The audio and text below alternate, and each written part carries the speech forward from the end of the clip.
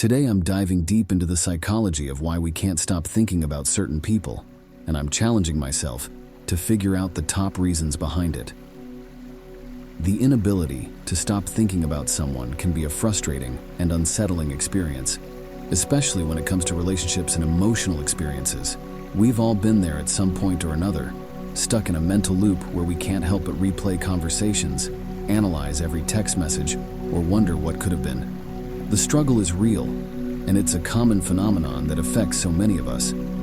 It's like our minds are hijacked by thoughts of this person, making it impossible to focus on anything else. We try to distract ourselves, but somehow our minds always find a way to sneak back to that one person. It's exhausting, and it can take a toll on our mental and emotional well-being. Imagine being unable to sleep at night because your mind is racing with thoughts of someone. You try to shut off your brain, but it's like your mind is working against you.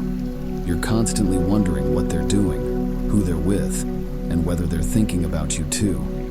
It's a vicious cycle that's hard to break free from. The worst part is, it can be totally debilitating. It's like being trapped in a never-ending cycle of obsession, where you're stuck reliving the same memories and emotions over and over again. It's a tough spot to be in, and it can be really hard to break free from.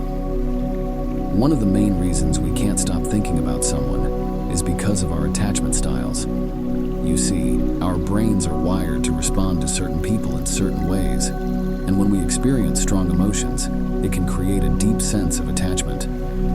This attachment can manifest in different ways, such as anxiety or obsession. But at the root of it all is a deep-seated desire for connection and intimacy. Another reason is emotional triggers. When we experience strong emotions, our brains create associations between those emotions and the people or events that triggered them. So, when we see or hear something that reminds us of that person, it can trigger the same emotional response all over again. It's like our brains are trying to relive the experience, even if it's not in a conscious way. Our brain's reward system also plays a major role in why we can't stop thinking about someone. You see, when we experience something pleasurable, like a romantic encounter or a thrilling experience, our brains release dopamine, which is a neurotransmitter that's associated with pleasure and reward. This can create a psychological connection between the person and the pleasure, making us more likely to seek them out again in the future. But here's the thing. Our brains are also wired to seek out the familiar, even if it's not good for us. This can create a toxic cycle of thinking, where we're drawn to the same people or experiences that are holding us back.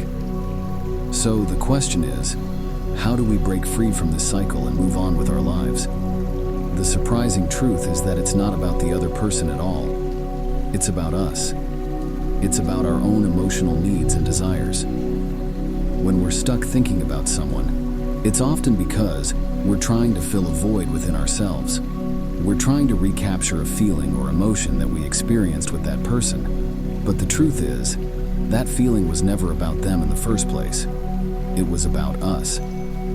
So, the next time you find yourself stuck thinking about someone, try to take a step back and ask yourself what it is that you're really craving. Is it validation, attention, or love?